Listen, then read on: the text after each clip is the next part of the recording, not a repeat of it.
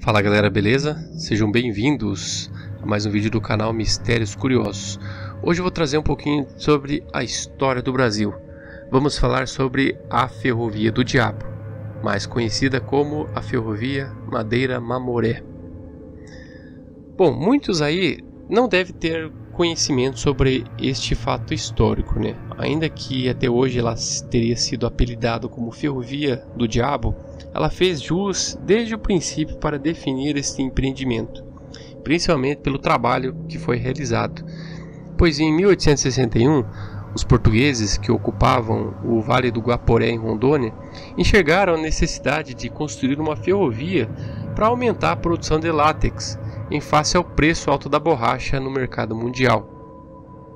A ideia da ferrovia nasceu na Bolívia, em 1846, quando o engenheiro boliviano José Agustín Palacios ele convenceu as autoridades locais de que a melhor saída do seu país para o oceano seria para a bacia amazônica. Porém, o pensamento deste engenheiro justificava-se na dificuldade para transportar, através da Cordilheira dos Andes e também, durante a distância do Oceano Pacífico nos mercados da Europa e dos Estados Unidos.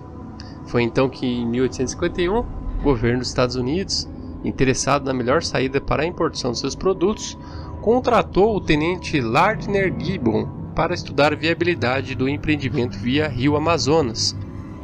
Em 1852, o Sr. Gibbon concluiu o trajeto Bolívia-Belém, descendo pelo lado boliviano até os rios Guaporé, Mamoré, Madeira e Amazonas. E aí, ratificando a ideia dos Palácios, quando demonstrou que uma viagem dos Estados Unidos para La Paz pelo caminho do rio Amazonas era muito mais fácil do que se fosse feito por estradas. Então decidiram fazer através de ferrovia. Isso demoraria em torno de 59 dias, contra os 180 dias pelo Oceano Pacífico, que além da distância somaria as dificuldades de contornar toda aquela mata. Bom, posteriormente, por efeito da assinatura do Tratado de Petrópolis em 1903, no contexto do ciclo da borracha e da questão do Acre com a Bolívia, que conferiu ao Brasil a posse deste estado, iniciou-se a implantação da Madeira-Mamoré. O seu objetivo principal era vencer o trecho encachoeirado no rio Madeira para facilitar o escoamento da borracha boliviana e brasileira, além de outras mercadorias, até um ponto onde pudesse ser embarcada para exportação, no caso de Porto Velho, de onde as mercadorias seguiam por via fluvial, pelo mesmo rio Madeira, e então pelo rio Amazonas até o Oceano Atlântico. Bom, anteriormente, esses produtos eram transportados com precariedade em canoas indígenas, sendo obrigatória a transposição das cachoeiras no percurso. Então, no início de 1907, o contrato para a construção da ferrovia foi encapado pelo empreendedor estadunidense Percival Farquhar. O último trecho da ferrovia foi finalmente concluído em 30 de abril de 1912, ocasião em que se registrou a chegada da primeira composição à cidade de Guarajá-Mirim, fundada nesta mesma data. Bom, muitos problemas começaram a partir do momento em que os irmãos americanos Phillips e Thomas Collins assinaram um empreendimento chamado Madeira-Mamoré Railway Company em meados de 1877. 2 anos depois, a empresa foi à falência, causando adiamento de construção. Aí demorou até 1907 para que o projeto retornasse, desta vez, porém, como parte do Tratado de Petrópolis com a Bolívia, que foi firmado no dia 17 de novembro de 1903, após a compra do território boliviano, que hoje é o atual estado do Acre, pelo Brasil. Bom, foi colocado à frente deste projeto o engenheiro norte-americano Percival Farquhar. Então, considerado um dos maiores empresários dos Estados Unidos, ele tinha a tarefa árdua de construir uma ferrovia que atravessasse o Amazonas e Rondônia, passando pela fronteira do Mato Grosso, seguindo um trajeto de cerca de 350 quilômetros em meio a corredeiras e cachoeiras consideradas perigosas. A construção da Madeira-Mamoré foi responsável por atrair uma quantidade imensa de trabalhadores de diversas regiões do Brasil, contribuindo para o processo de ocupação da Amazônia. A maioria deles simplesmente acabou morrendo devido às condições insalubres de trabalho, muitos com fome e doenças como a malária e disenteria. visto que na época não havia medicamentos para tratá-los. À medida que os corpos dos homens foram sendo empilhados ao redor dos trilhos, a ferrovia ganhava forma, bem como nascia a cidade de Porto Velho, onde oficinas foram instaladas, galpões, armazéns que guardavam os equipamentos e moradias para aqueles que ainda não haviam sucumbido à obra.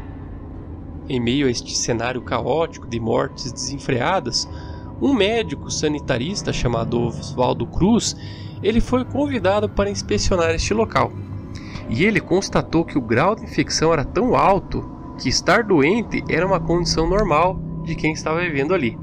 Então o Sr. Oswaldo Cruz diagnosticou não só a malária, como beriberi, sarampo, pneumonia, leishmaniose visceral, acilostomiase, hemoglobinúria e febre amarela.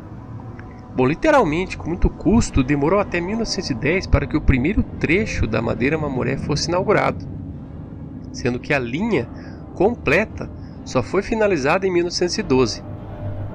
A estrada de ferro ela deu lucro apenas nos 2 anos iniciais da atividade devido à vertiginosa queda da participação do Brasil no mercado da borracha e à ascensão da concorrência asiática, que oferecia um produto de qualidade e de mais fácil extração.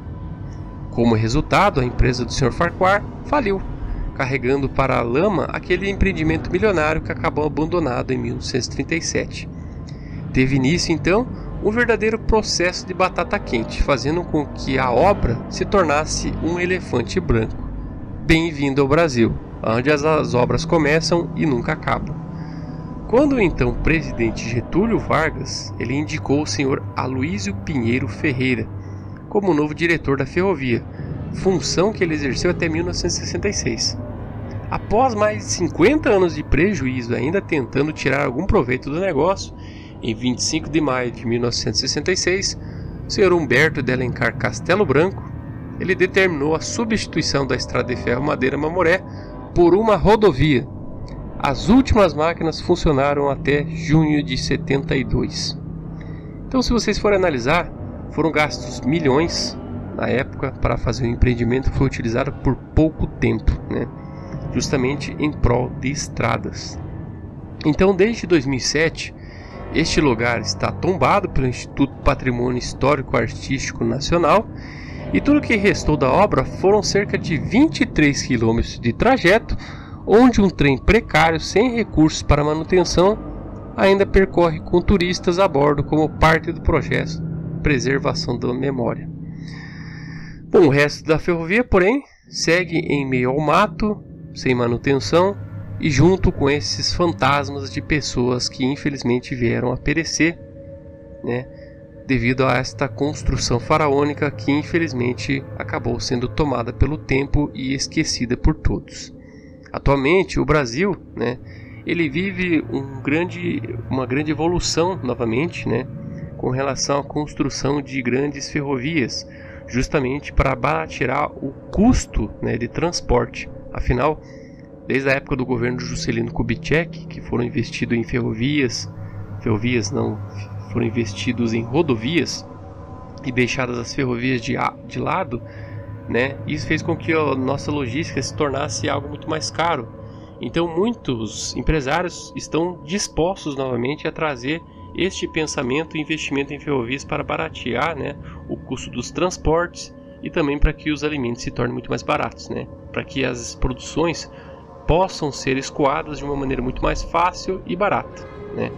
E essa história é tão interessante que foi feita uma minissérie certa vez pela Rede Globo, e eu acredito que ela esteja disponível naquele serviço de streaming deles, né, a Madeira-Mamoré. E é uma história bem interessante e eu trago aqui para que vocês possam conhecer um pouquinho mais, beleza? Bom, gente, mais um vídeo aí. Espero imensamente que vocês tenham gostado. Se você gostou do vídeo, clique em gostei para ajudar na divulgação do canal e não se esqueça de se inscrever para receber as nossas notificações. Então, obrigado, galera, e até o próximo vídeo. Valeu!